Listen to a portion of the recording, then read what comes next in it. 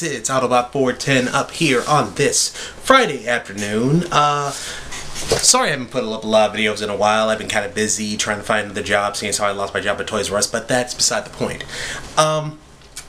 This video is going to be based on a request by a friend of mine who gave me a suggestion on what to do for my next video, and basically it's going to be a rundown of the 3 airsoft weapons that I have, which are going to be my main weapon, which is going to be my G36C rifle, my 2 sidearms, my M9A1 Special Edition and my M9A1 Anox Special Edition.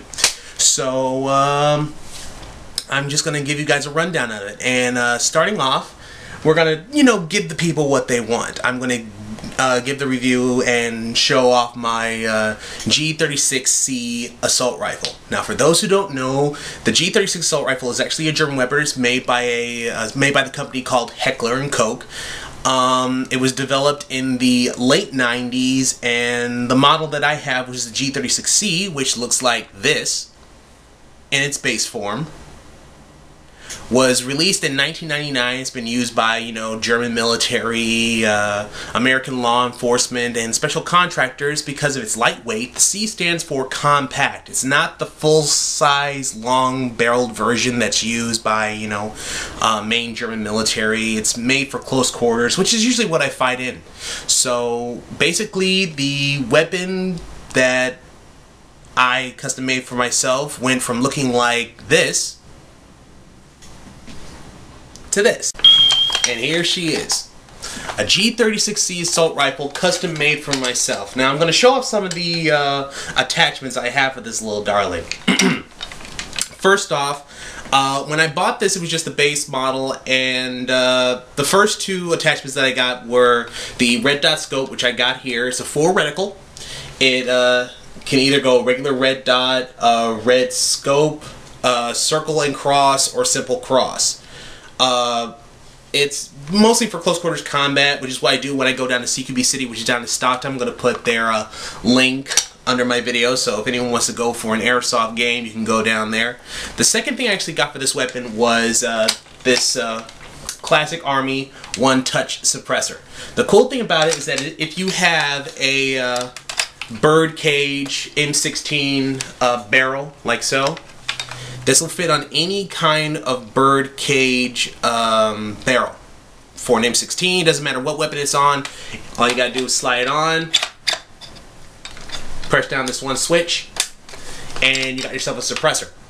Now, it doesn't really muffle the sound that much. It's more just for looks, because suppressors make everything look cooler. And it just really fit the weapon well. Later, and actually these were, I got it for like about 45 bucks for the suppressor, and like about 60 bucks for the red dot scope. The weapon itself, which is a Tokyo Marui G36C, runs for like about 295 bucks, so I kind of lucked out on that one. It's the first airsoft weapon I ever owned, and I still use it today. The third attachment I actually bought for this weapon was the XM203 grenade launcher. Now, a grenade launcher, some people are sitting there going, well, does it shoot things that are actually going to blow up? No, it actually works like a really big shotgun. It shoots a 40mm grenade, and I'll show those in a minute. And it shoots, like 100 BBs out at one time.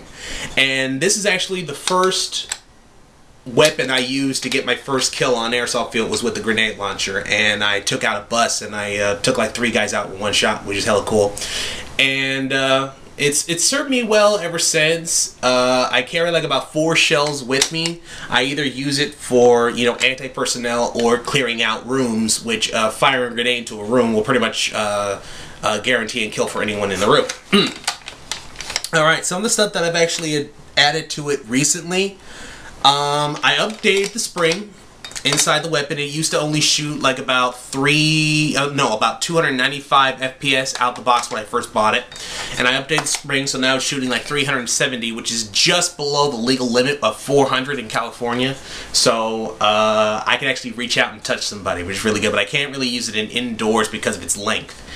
Other than that, I got a hybrid sight, or a 3-time hybrid sight.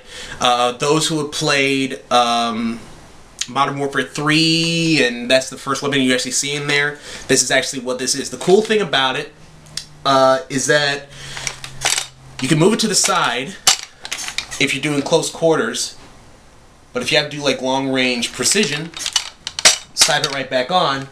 You can pull a long range as a spotter or just as a marksman. The reason I got it is because for my brother's birthday last year, I bought him a Remington 700 Airsoft sniper rifle.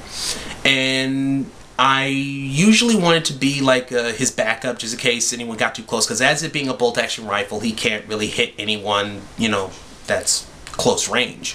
So I chose to use this as a spotting device.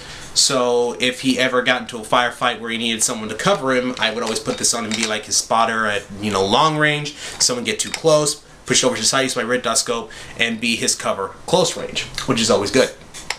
Alright, the latest things I actually bought for this was the battery box, which is right here. It's a PK battery box. It's supposed to be based off the light and laser combo that actually is used on most real-life weapons, but basically this is just hollow. It's made to put in like a battery so I don't have to, you know, run it through the main top of the receiver. It's just there for looks. I thought it made it look really, really cool when I first got it, so it still looks cool. I tried to get it in black, but tan is okay.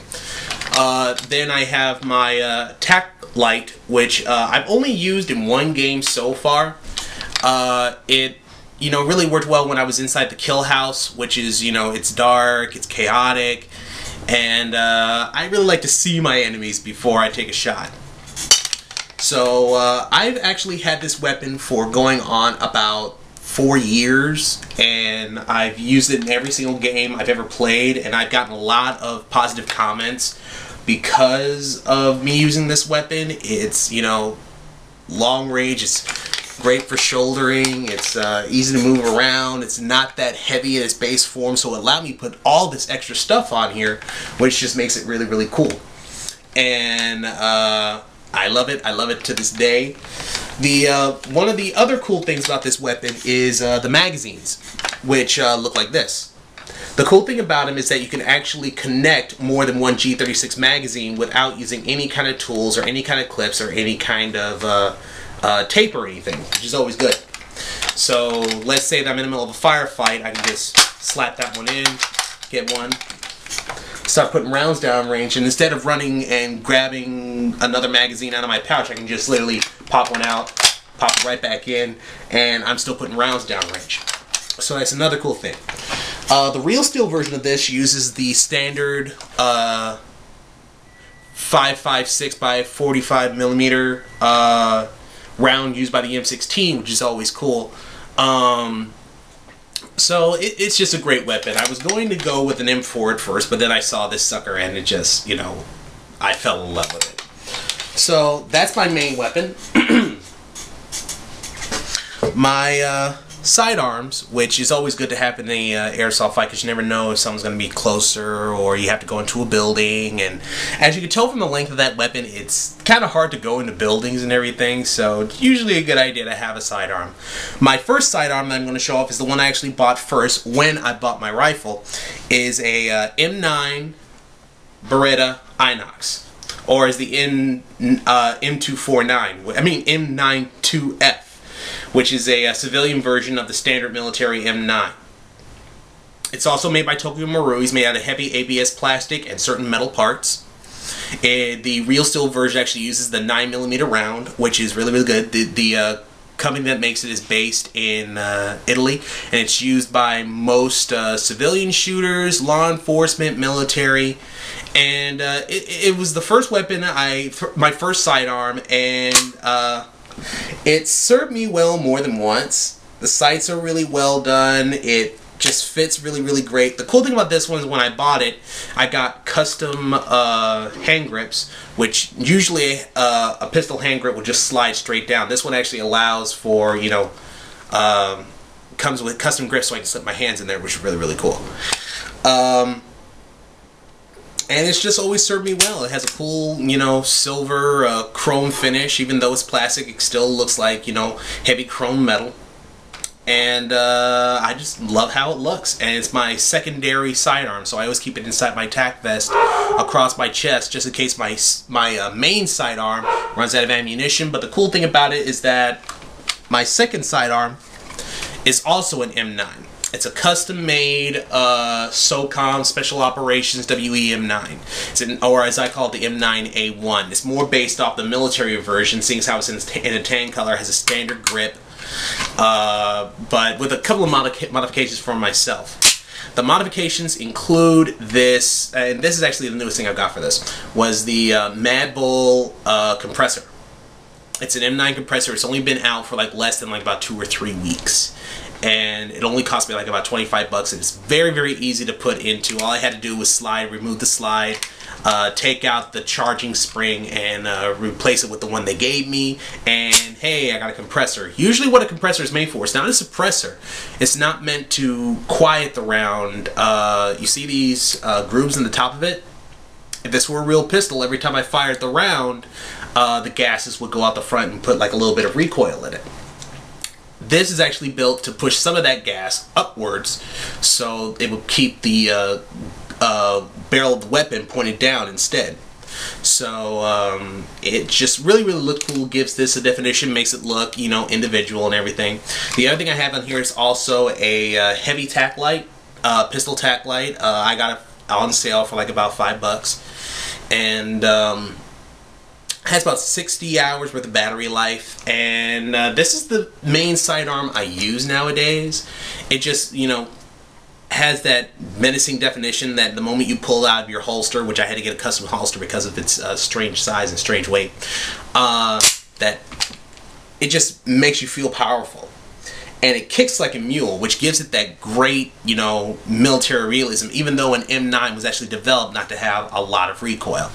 Also, I have on here is a pistol lanyard because I got tired of dropping my pistol from my hip holster. The other Inox never really fell, but this one always did because it was, you know, inside of a hip holster. When you're running, you know, shit happens. So those are basically my weapons and everything, and they've always served me well. It just feels really nice. I like going into places and, you know, being able to go into a straight fight at any kind of airsoft field and, you know, feeling I got, you know, superior firepower, piece of superior firepower. So if anyone has any questions about any of these weapons, if they want to see, you know, live fire, if you want me to, you know, chrono them, just let me know. And I'll put some more videos up whenever I can. Alright. Till all are one.